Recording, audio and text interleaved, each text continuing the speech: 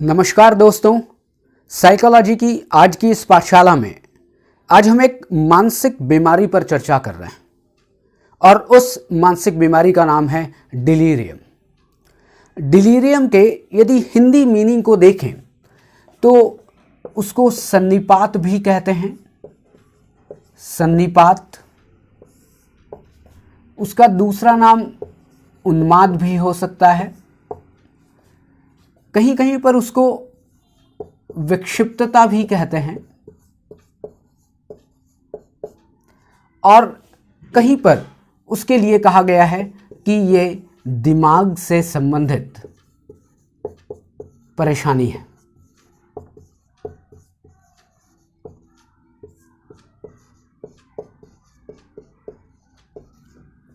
और अगर और आप कहीं देखेंगे तो उसमें कुछ शब्द और भी आएंगे जिसे हम कहते हैं उन्मत्तता। इस तरह से बहुत सारे शब्द हो सकते हैं इस डिलीरियम के। सन्निपात, उन्माद, विक्षिप्तता, उन्मत्तता या दिमाग से संबंधित बीमारी। लेकिन जो भी इस वीडियो को देख रहे हैं, मैं उनसे एक ही निवेदन करूंगा कि वे इस हिंदी मीनिंग पर ना जाएं, क्योंकि आपको एक कन्फ्यूज़न होगा। क्योंकि उन्माद एक ऐसा हिंदी अर्थ है जो किसी दूसरी मानसिक बीमारी का भी है, या सन्निपात एक हिंदी ऐसा अर्थ है जो किसी दूसरी बीमारी का भी है। क्योंकि डिलीरियम का एक एक्चुअल में कोई हिंदी मीनिंग नहीं समझ में आ रहा है, इसलिए कहीं सन्निपात, उन्माद, विक्षिप्तता, दिमाग से संबंधित बीमारी या उन्मत्तता ऐसे नाम से इस डिलीरियम को जानने की हम लोग कोशिश करते हैं। लेकिन आप लोग केवल डिलीरियम वर्ड को ही याद रखिएगा और उसी को इस पूरे सेशन में समझने की कोशिश करिएगा। यदि आप इंग्लिश डिक्शनरी देखें तो वहाँ पर डिलीरियम का एक मीनिंग आपको मिलेगा और वो है a state of extreme excitement और एक्सट्रीम हैप्पीनेस।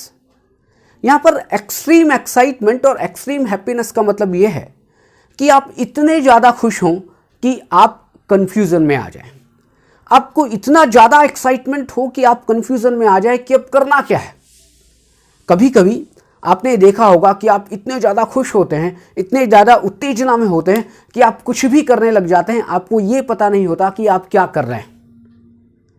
और यदि उसको और थोड़ा सा कोरिलेट करें तो वो एक्साइटमेंट या वो हैप्पीनेस जो कि कन्फ्यूज़न से भरी हुई हो, जो कि संदेहास्पद हो, संशय हो, विचारों में एसोसिएशन ही ना हो, बस ऐसा लग रहा हो कि कुछ हो रहा है।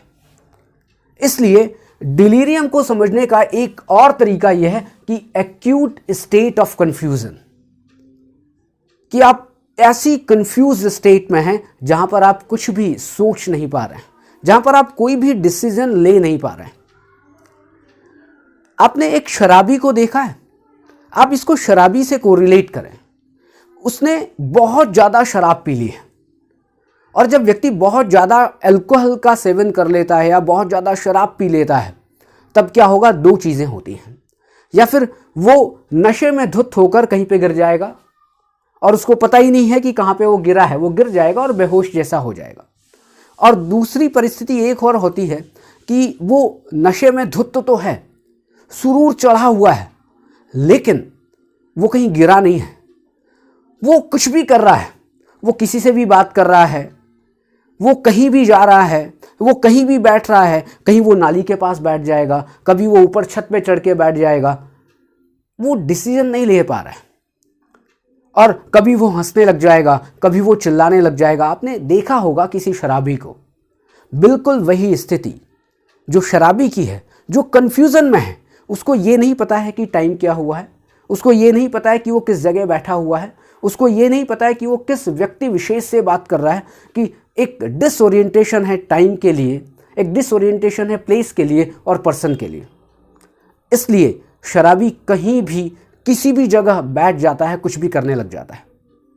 बस जो शराबी की कन्फ्यूज़न भरी स्थिति है, बिल्कुल सेम वैसी ही स्थिति डिलीरियम की होती है। मैं ये नहीं कह रहा हूँ कि जो शराबी होता है उसको डिलीरियम मानसिक रोग है। मैं केवल एक समझाने की आपको कोशिश कर रहा हूँ कि आप किस कन्फ्यूज़न स्टेट की बात करेंगे, किस कंफ्यूज स्टेट की बात करेंगे कि उसमें इतना ज़्यादा एक्साइटमेंट या इतना ज़्यादा हैप्पीनेस या सोचने की अयोग्यता होगी वो कि कुछ भी उसको समझ नहीं आएगा। उस कंफ्यूज्ड स्टेट को कहते हैं डिलीरियम। लेकिन एक बात बहुत इंपॉर्टेंट है कि वो कंफ्यूज्ड स्टेट क्या किसी बीमारी के कारण हुई है? आपके दिमाग ने काम करना बंद कर दिया है, आपके विचारों में एसोसिएशन खत्म हो गया है, वो किसी मेंटल और फिजिकल इलनेस के कारण हुई है, तब वो डिलीरियम नहीं होगा। साइकोलॉजिस्ट ये मानते हैं कि डिलीरियम एक मानसिक बीमारी नहीं है, बल्कि वो एक सिंड्रोम है। और सिंड्रोम का मीनिंग होता है एक क्लस्टर ऑफ सिम्टम्स, कि डिफरेंट सिम्टम्स हैं और डिफरेंट सिम्टम्स को मिलाकर एक सिंड्रोम बना है जिसे हम कहते हैं डिलीरियम। अब डिफरेंट सिम्टम्स कौन कौन से हो सकते हैं? डिलीरियम में कॉग्निटिव सिम्टम्स हो सकते हैं, डिलीरियम में परसेप्शन से रिलेटेड सिम्टम्स हो सकते हैं, डिलीरियम में इमोशनल अनस्टेबिलिटी से रिलेटेड सिम्टम्स हो सकते हैं, डिलीरियम में कोई फिजिकल या स्लीप डिस्टर्बेंसेस से रिलेटेड सिम्टम्स हो सकते हैं। ये सारे के सारे सिम्टम्स एक जगह मिले और एक स्टेट बनी, एक सिंड्रोम बना, जिसको कहते हैं डिलीरियम। डिलीरियम में मुख्यतः दो चीजें होती हैं। Number 1, confused thinking. This is important characteristics या important symptom of delirium, confused thinking. And second one is reduced awareness of the environment. पहला तो समझ में आता है कि confused thinking क्या होती है, लेकिन environment के लिए जो awareness कम हो गई है उसका मतलब यह है कि वो व्यक्ति उस confused thinking के कारण उस environment में जो भी चीज़ें हैं उसके लिए ठीक ढंग से aware नहीं है, ठीक ढंग से जागरूक नहीं है, और वो किसी चीज़ के लिए ठीक ढंग से अवेयर और जागरूक नहीं होने के कारण वो जितनी एप्रोप्रिएट रिस्पांस या प्रतिक्रिया करनी चाहिए वो एप्रोप्रिएट रिस्पांस नहीं कर पाता है। इसलिए कहा गया है कि वो डिसीजन ले ही नहीं पा रहा है कि मुझे इस एनवायरनमेंट में जो स्टिमुलस अवेलेबल हैं, एनवायरनमेंट में जो लोग अवेलेबल हैं, उनके लिए क्या रिस्पांस करनी चाहिए, मुझे इसके लिए क्या डिसीजन लेना चाहिए। दो चीज़ें, एक confused thinking and second one is reduced awareness of the environment. इस डिलीरियम को कई नामों से जाना जाता है। कई और नाम कौन से हो सकते हैं? एक हम कहते हैं जिसको ICU साइकोसिस। ये ICU साइकोसिस इसका बहुत एक ठीक नाम नहीं है, लेकिन ICU साइकोसिस इसको इसलिए कहते हैं क्योंकि आईसीयू के पेशेंट डिलीरियम में होते हैं। आईसीयू के पेशेंट्स में कंफ्यूजन देखने को बिल्कुल सीधा मिलता है, इसलिए इसको आईसीयू साइकोसिस भी कहते हैं। इसका दूसरा नाम है एक्यूट कंफ्यूज्ड स्टेट। अभी हमने बात कही थी कि कंफ्यूज्ड थिंकिंग उसका मेन कैरेक्टरिस्टिक्स है डिलीरियम का। नंबर 3, इसको और भी कुछ कह सकते हैं, एक्यूट ब्रेन फेलियर, और इसका एक नाम और होता है ऑर्गेनिक ब्रेन सिंड्रोम। हम इसे आईसीयू साइकोसिस भी कह सकते हैं, एक्यूट कंफ्यूज्ड स्टेट भी कह सकते हैं, एक्यूट ब्रेन फेलियर सिंड्रोम भी कह सकते हैं, या ऑर्गेनिक ब्रेन सिंड्रोम भी कह सकते हैं। लेकिन सबसे अच्छा जो इसका नाम है, जो बिल्कुल डायरेक्टली इस डिलीरियम से कोरिलेट करता है, वो है एक्यूट कंफ्यूज्ड स्टेट। यहां पर एक्यूट ब्रेन फेलियर और ऑर्गेनिक ब्रेन सिंड्रोम इसलिए नाम लिया गया कि कॉग्निटिव डिसऑर्डर, हमने पहले एक वीडियो हमने डिस्कस किया था कि cognitive disorder, delirium cognitive disorder है, डिमेंशिया कॉग्निटिव डिसऑर्डर है, एमनेजिया कॉग्निटिव डिसऑर्डर है, और कॉग्निटिव डिसऑर्डर का एक बायोलॉजिकल कॉज होता है ब्रेन के अंदर, इसलिए इसका नाम है ऑर्गेनिक ब्रेन सिंड्रोम। और इसी ब्रेन के फेलियर होने के कारण इसको एक्यूट ब्रेन फेलियर सिंड्रोम या एक्यूट ब्रेन फेलियर सिम्टम भी कहते हैं। आपको इन नामों में कोई कंफ्यूजन नहीं होना चाहिए। आईसीयू साइकोसिस, acute confused state, acute brain failure and organic brain syndrome. अब हम देखते हैं कि डिलीरियम के क्या क्या सिम्टम हो सकते हैं। नंबर 1 सिम्टम जो मुख्य है वो है कंफ्यूज्ड थिंकिंग, और दूसरा एक जो सिम्टम है जो अभी हमने डिस्कस किया था, reduced awareness of the environment. लेकिन हम इसको बहुत सिस्टमेटिक तरीके से समझें तो एक फार्मूला बनाते हैं, जो फार्मूला है पी केस। पी केस, ये फार्मूला मैंने देखा था, डॉक्टर राजीव कुमार का एक यूट्यूब चैनल है, अ ब्यूटीफुल माइंड क्लिनिक। उन्होंने डिलीरियम को बहुत अच्छी तरह समझाया है और उसी वीडियो में ये फॉर्मूला दिया गया है पी केस। इस पी केस को, पी जो वर्ड है इसको आप पर्सन भी कह सकते हैं, इसको आप साइकोलॉजिकल भी कह सकते हैं, और इस पी को आप साइकिएट्री भी कह सकते हैं। आप इस पी को, कुछ लोग होंगे जो पागल भी कह सकते हैं। आप पी से कुछ भी एक फॉर्मूला बना सकते हैं जो आपको याद रहे। आप P case person case, P case psychological case, P case psychiatry case, या पी केस पागल केस, कुछ भी हो सकता है। ये एक फॉर्मूला है जिससे आपको इसके सिम्टम्स बहुत अच्छी तरह याद हो जाएंगे, आपको कहीं और पढ़ने की ज़रूरत नहीं पड़ेगी। तो इस पी केस को अगर हम समझें तो सबसे पहले एक एक लेटर को हम समझते हैं कि पी से क्या होगा, सी से, ए से, एस और ई से क्या क्या सिम्टम्स बनेंगे। पी से एक होता है जिसको हम कहते हैं psycho motor symptoms. Psycho means दिमाग या जिसको हम कहते हैं मन, और मोटर मीन्स शरीर। दिमाग और शरीर से संबंधित कुछ सिम्टम्स हैं, और ये दोनों मिलेंगे, मतलब मन और शरीर मिलेंगे तो क्या होगा, हमारी बॉडी के थ्रू प्रतिक्रिया होगी। मैं आपसे बात कर रहा हूं, मेरा मन और मेरा शरीर दोनों में अंतःक्रिया हो रही है, दोनों में इंटरेक्शन हो रहा है, तो मैं आपसे बात कर पा रहा हूं। तो मन और शरीर मिले तो कहीं ना कहीं बिहेवियर बनेगा, और वो बिहेवियर कहां पर दिखाई देगा, वो बिहेवियर कहीं ना कहीं मेरे बॉडी में दिखाई देगा। इसको समझने की अगर और ठीक से कोशिश करें तो साइकोमोटर सिम्टम में दो चीजें आती हैं। एक होता है हाइपर एक्टिविटी और दूसरा होता है हाइपो एक्टिविटी, और third one is mixed activity. Psychomotor symptom में तीन चीजें हैं, hyper activity, hypo activity and mixed activity.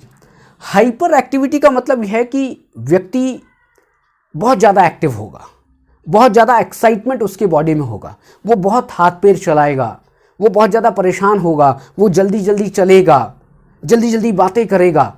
आप ये मत समझिएगा कि मैं अभी अगर आपसे बहुत जल्दी बात कर रहा हूँ या मैं अपने हाथ पैर हिला रहा हूँ तो हो सकता है मुझे कोई साइकोमोटर सिम्टम हो जो डिलीरियम का हो। नहीं, अभी हम हाइपर एक्टिविटी मतलब बहुत ज़्यादा एक्टिव है। आप वो व्यक्ति है वो बहुत ज़्यादा जल्दी जल्दी चलेगा, और वो इतना जल्दी चलेगा कि उसको समझ नहीं आ रहा है कि मैं क्यों चल रहा हूँ, मैं क्यों इतना हाइपर एक्टिव हो रहा हूँ, बिकॉज ऑफ कंफ्यूज्ड थिंकिंग। और दूसरा सिम्टम होता है हाइपो एक्टिव। हाइपो एक्टिव मतलब ये कि जो उसकी एक्टिविटी है वो स्लो हो जाएगी। हाइपर एक्टिविटी में वो एक्टिविटी बहुत ज़्यादा हो गई थी, और हाइपो एक्टिविटी में जो फिजिकल एक्टिविटी है वो बहुत ज़्यादा स्लो हो जाएगी। और मिक्स्ड एक्टिविटी का मतलब ये है कि कहीं पर वो हाइपो एक्टिविटी करेगा या कहीं पर हाइपर एक्टिविटी करेगा। लेकिन मुख्यतः ये देखा जाता है कि डिलीरियम में हाइपर एक्टिविटी होती है। हाइपो एक्टिविटी भी हो सकती है लेकिन मोस्टली हाइपर एक्टिविटी होती है। ये इसे कहते हैं पी मीन्स साइकोमोटर सिम्टम्स। और साइकोमोटर सिम्टम में तीन चीजें, hyper activity, hypo activity and mixed activity. Hyper activity का मतलब है कि बहुत फास्ट एक्टिविटी है, हाइपो मतलब स्लो एक्टिविटी है, और मिक्स्ड का मतलब दोनों हो सकती है। अब आते हैं पी एक हो गया, अब आते हैं सी के ऊपर। सी का मतलब होता है कॉग्निटिव सिम्टम। कॉग्निशन का मीनिंग होता है समझना, जानना, विश्वास करना या जितनी भी आपकी हाई मेंटल एक्टिविटी है उसको हम कहते हैं कॉग्निटिव एक्टिविटी। और उन्हीं कॉग्निटिव एक्टिविटी में डिस्टर्बेंसेस आ जाते हैं। हम कॉग्निटिव सिम्टम्स को कॉग्निटिव इम्पेयरमेंट भी कह सकते हैं कि संज्ञानात्मक विकृति पैदा हो गई है डिलीरियम के पेशेंट में। और संज्ञानात्मक विकृति कौन कौन सी हो सकती है? वैसे तो मेमोरी भी इसमें इंक्लूड है, परसेप्शन भी इंक्लूड है, बहुत सारी चीज़ें, इवैल्यूएशन भी इंक्लूड है, लेकिन हम मुख्यतः 3 कॉग्निटिव सिम्टम्स की बात करेंगे। नंबर 1 इल्यूजन, जिसे कहते हैं भ्रम। नंबर 2 हेल्यूसिनेशन, जिसे कहते हैं विभ्रम। एंड नंबर 3 डिल्यूजन, जिसे कहते हैं व्यामोह। डिलीरियम के पेशेंट में इल्यूजन देखने को मिलेगा। इल्यूजन का मतलब है कि हमें किसी ऑब्जेक्ट को हम कुछ और समझ रहे हैं। आप रस्सी को सांप समझते हैं, वो होता है इल्यूजन। दूसरा हेल्यूसिनेशन। हेल्यूसिनेशन में यह है कि कोई भी ऑब्जेक्ट नहीं है, कोई भी स्टिमुलस नहीं है, लेकिन फिर भी वो ऑब्जेक्ट आपको दिखाई दे रहा है या वो ऑब्जेक्ट आपको सुनाई दे रहा है। मुख्यतः 2 तरह के हेल्यूसिनेशन हो सकते हैं। एक जो विजुअल हेल्यूसिनेशन होता है, जो आंखों से होता है, और दूसरा ऑडिटरी हेल्यूसिनेशन होता है, जो आपके कानों से होता है। और इसको सिंपल वे में अगर समझें कि कुछ भी नहीं है लेकिन वो चीज़ें आपको दिखाई दे, वो होता है विजुअल हेल्यूसिनेशन। और दूसरा कोई भी आवाज़ें नहीं आ रही हैं लेकिन आपको आवाज़ें सुनाई दे, वो होता है ऑडिटरी हेल्यूसिनेशन। और ये विजुअल और ऑडिटरी हेल्यूसिनेशन इस डिलीरियम के पेशेंट को हो सकते हैं। डिल्यूजन। डिल्यूजन का मतलब है झूठे विश्वास। व्यक्ति के कुछ फिक्स्ड बिलीफ होते हैं और वो बिल्कुल झूठे होते हैं, वो निराधार होते हैं, वो अतार्किक होते हैं, लेकिन उन झूठे विश्वास को वो व्यक्ति बिल्कुल मन में पक्का करके बैठा हुआ है। वो ये झूठा विश्वास हो सकता है कि मुझे लोग मारने की प्लानिंग कर रहे हैं। वो ये झूठा विश्वास हो सकता है कि जो वीडियो आप देख रहे हैं या टीवी में जो लोग बातें कर रहे हैं वो मेरे लिए बातें कर रहे हैं। इस तरीके से बहुत सारे डिल्यूजन्स हो सकते हैं। मैं भगवान हूँ, मैं बहुत बड़ा आदमी हूँ, मुझे भगवान कुछ कह रहे हैं कि नहीं, इस पूरी दुनिया को केवल तू ही सुधार सकता है। ऐसे कुछ झूठे विश्वास डेवलप हो सकते हैं। लेकिन एक इंपॉर्टेंट बात यह है कि हेल्यूसिनेशन और डिल्यूजन यदि साइकोटिक डिसऑर्डर में हैं तब तो वो फिक्स्ड होंगे, लेकिन डिलीरियम ऐसी मेंटल कंडीशन है जहां पर हेल्यूसिनेशन, इल्यूजन और डिल्यूजन फिक्स नहीं है। जब डिलीरियम की स्टेट आएगी, जब कंफ्यूज्ड स्टेट व्यक्ति में होगी, तब तो उसको इल्यूजन, हेल्यूसिनेशन, डिल्यूजन होगा। जब वो व्यक्ति ठीक हो जाएगा तो उसमें कोई इल्यूजन, हेल्यूसिनेशन, डिल्यूजन नहीं होगा। मतलब कि ये तीनों ही डिपेंड करते हैं उस कंफ्यूज्ड स्टेट के ऊपर, उस टाइम के ऊपर जब व्यक्ति को डिलीरियम हो रहा है या डिलीरियम की स्टेट में वो व्यक्ति है। ये हो गया सी। अब नंबर 3, जिसे हम PC, अब नंबर 3 आते हैं ए। ए का मतलब होता है attention and concentration. A, attention and concentration. Attention को कहते हैं अवधान और कंसंट्रेशन को कहते हैं एकाग्रता। अटेंशन एंड कंसंट्रेशन में थोड़ा सा अंतर है कि जब हम थोड़े समय के लिए ध्यान देते हैं वो होता है अटेंशन, लेकिन जब हम लंबे समय के लिए ध्यान देते हैं तो वो होता है कंसंट्रेशन। लेकिन डिलीरियम का पेशेंट ऐसा कंफ्यूज्ड होता है कि वो अटेंशन ही नहीं दे पाता, और जब अटेंशन ही नहीं होगा तो कंसंट्रेशन तो हो ही नहीं सकता, क्योंकि अटेंशन के लिए थोड़े समय तक ध्यान दिया जाता है, लेकिन कंसंट्रेशन के लिए आपको लंबे समय तक ध्यान देना पड़ेगा। इसलिए न ही अटेंशन उसमें होता है और न ही कंसंट्रेशन होता है। और ज़्यादा बेटर इस तरह से समझें कि उस व्यक्ति में अटेंशन ही नहीं है तो कंसंट्रेशन तो हो ही नहीं सकता डिलीरियम के पेशेंट में। अब ए कंप्लीट। अब आते हैं एस के ऊपर। एस का मतलब होता है स्लीप डिस्टर्बेंसेस,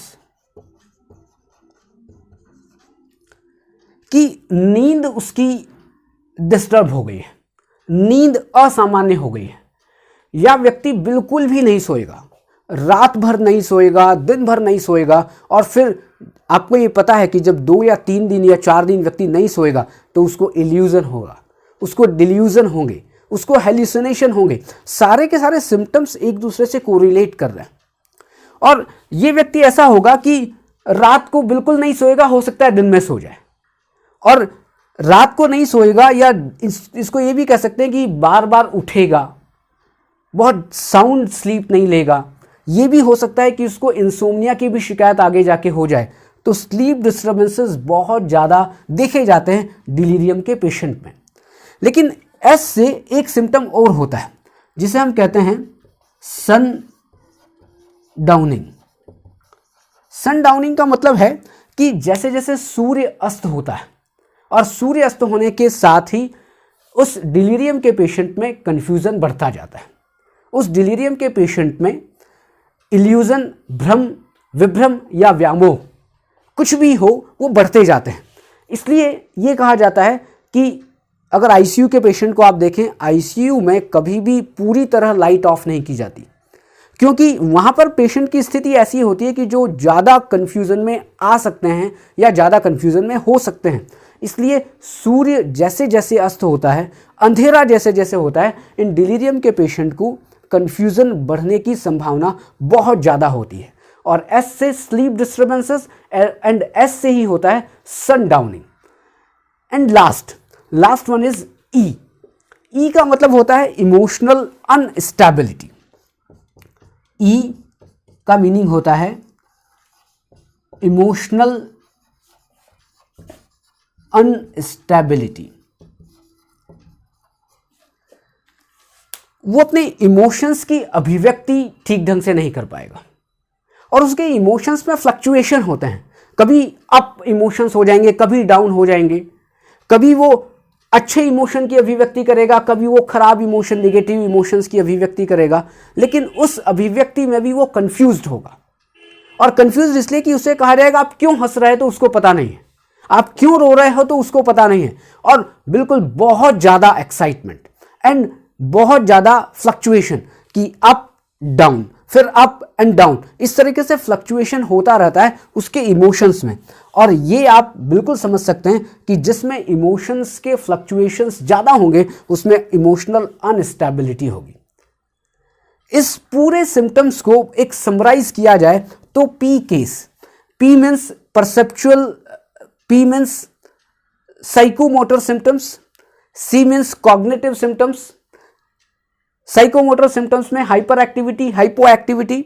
सी जो कॉग्निटिव सिम्टम्स जिसमें इल्यूजन, डिल्यूजन एंड हेल्यूसिनेशन की बात थी। A attention and concentration low हो जाता है, या हम इसे कहें lack of attention and lack of concentration. S sleep disturbances, या इसको सन डाउनिंग भी कह सकते हैं। और ई इमोशनल अनस्टेबिलिटी। इस तरह से पूरा डिलीरियम का एक टॉपिक आज हमने कंप्लीट किया।